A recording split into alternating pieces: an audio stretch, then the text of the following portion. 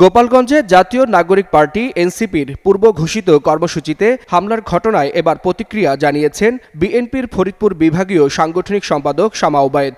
বৃহস্পতিবার বিএনপির সহ দপ্তর সম্পাদক অ্যাডভোকেট তাইফুল ইসলাম টিপু স্বাক্ষরিত এক বিবৃতির মাধ্যমে তিনি এই প্রতিক্রিয়া জানান।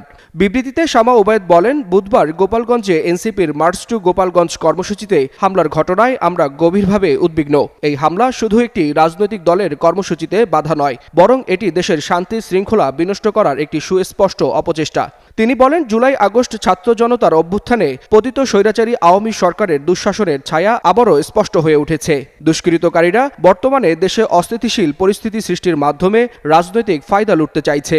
বিবৃতিতে শামা ওবায়েদ আরও উল্লেখ করেন, গোপালগঞ্জে এনসিপির শান্তিপূর্ণ কর্মসূচিতে বর্বরোচিত হামলা, ককটেল বিস্ফোরণ, ইউএনও ও আইনশৃঙ্খলা রক্ষাকারী বাহিনীর গাড়িতে অগ্নিসংযোগ এবং পুলিশের উপর হামলা সবকিছুই পরিকল্পিত সন্ত্রাসী তৎপরতার বহিঃপ্রকাশ।